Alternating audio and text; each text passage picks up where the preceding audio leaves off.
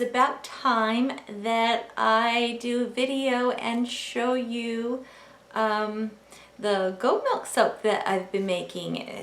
I've actually been surprised at how fun I've been having at making it and how much our whole family loves it. I have never encountered a problem with not having a lather to the soap. So stay tuned, and at some point in this video we'll do a side-by-side comparison of some commercial soap and two different types of soaps that I have made so far.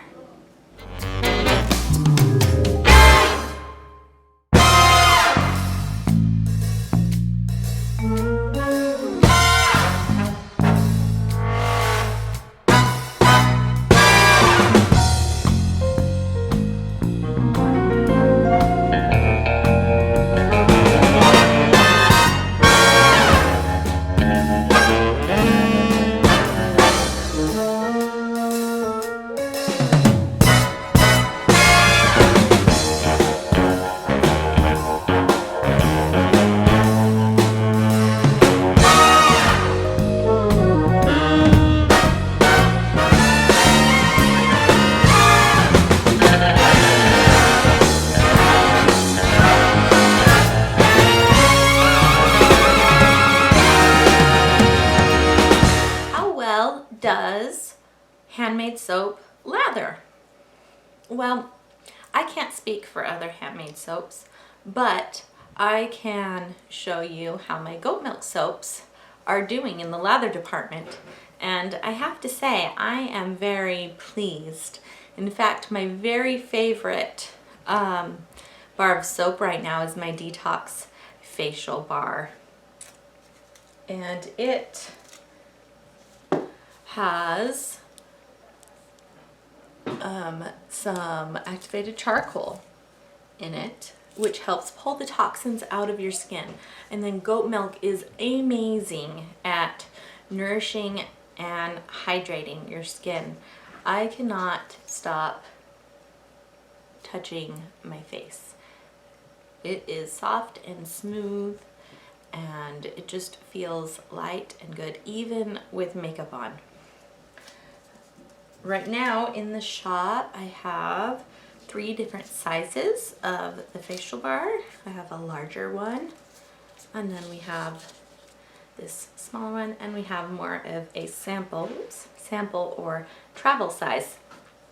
I price all of my soaps per ounce, so you're going to always get a consistent price no matter which size you choose. But if you're curious to see how well handmade soaps lather, stay watching, because I'm going to show you 2 different types of soaps that I have right now in the shop, and I'm also going to be using a commercial soap to lather, in just a comparison for you to be able to really see how it compares.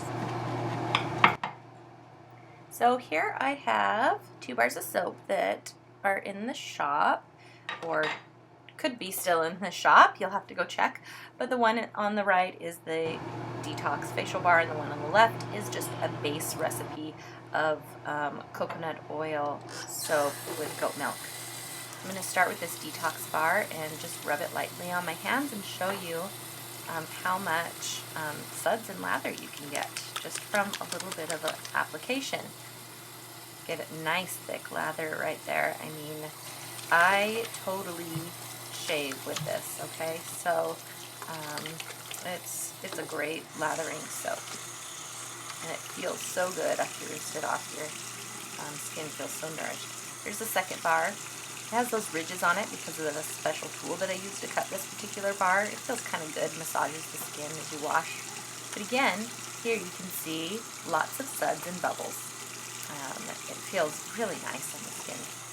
I just cannot, describe it enough in a video. It's really something that you have to experience. And after I get my hands rinsed here, I'm going to grab the liquid soap that I have in this bathroom, and just kind of compare for you the lathers so that you can just see side by side. You just watch the hand soaps get on the hands, and now here's the commercially made soap. And there, I rub it around just about the same amount, and there it is, bubbly soap. But I think it even had less of a actual lather than the first bar, the Detox Facial Bar, did. The ingredients in handmade soaps can vary, so you always need to check the description from the maker that you're purchasing from. My soaps will always have a list of their ingredients in their description. Plus, when I mail them out, I put in a handy little sheet that explains the ingredients. Now, I don't have a sheet that you know, fully outlines the recipe, but what I do is I share the general oils and add-ins that I use, and each soap in its description will have the more specific changes in the recipe. So, such as my Detox Facial Bar will have the activated charcoal, whereas my vanilla shampoo bar, well, say it has vanilla. But I just want to compare really quick for you the ingredients, and I'm just going to read off of a box of soap. I'm not going to share the brand. I'm just going to read off of a box of soap that was in my bathroom I just pulled out just now, that is commercially made and store-bought, and then I'm going to read off the types of ingredients that you might find in a handmade bar of my goat milk soap. Alright, so ingredients in this commercially processed bar of soap is soap, sodium tallowate and or sodium palmate, sodium cocoate and or sodium palm kernelate, water, glycerin, hydrogenated tallow acid, coconut acid, fragrance, sodium chloride, pentasodium, pentatate, how do I even say this one? Pentarethritol, tetradietibutyl, hydroxyhydrocinamate, titanium dioxide, DNC, oh, then it has green, number 8, FDNC, green, number 3. That would be the coloring. I don't use any non-natural things in my soap bars. So any coloring always comes from naturally found items, and actually for the most part I tend to lean towards no colorant at all, just very light. Okay, something that I don't list out on my ingredient list usually is the lye. I use a lye that is bought and made purposely for making soaps, and it's what makes soap soap. The oils can change.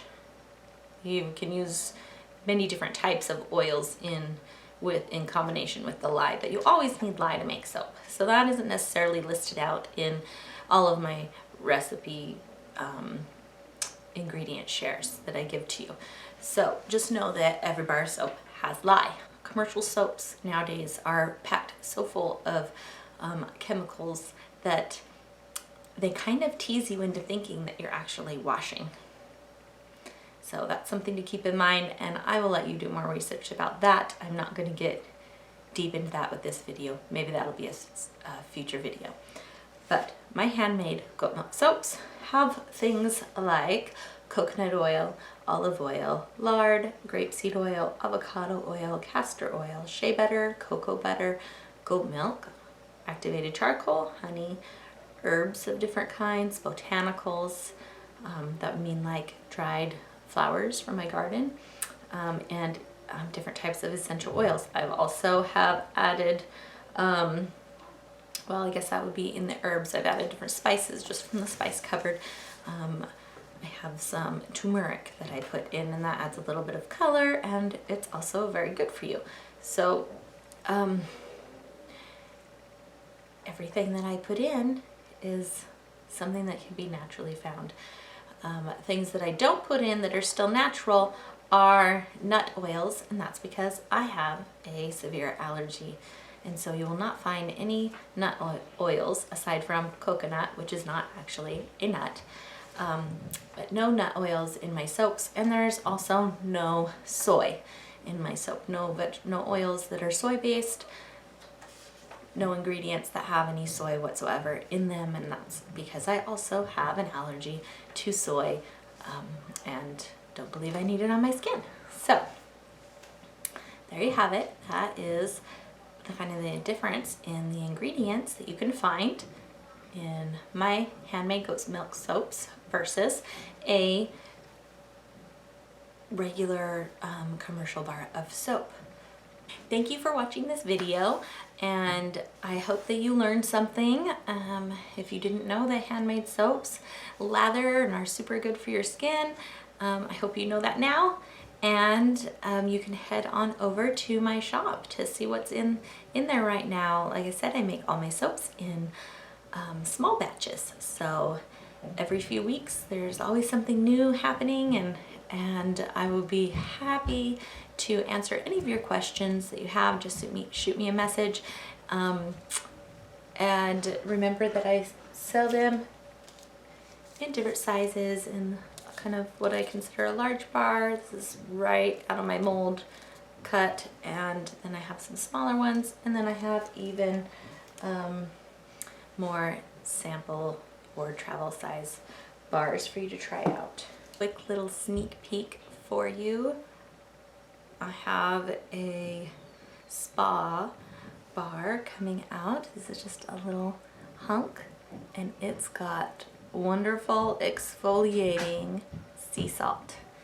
And I'm really excited for this soap to be all cured and ready to stick in the shop. And so you need to make sure that you follow and subscribe, and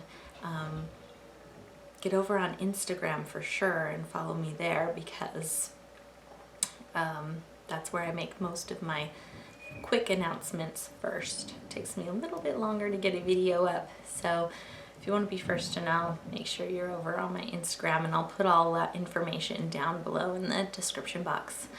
So thanks for hanging out with me today, and I hope you have a beautiful, wonderful day, and come back and listen to my ramblings again.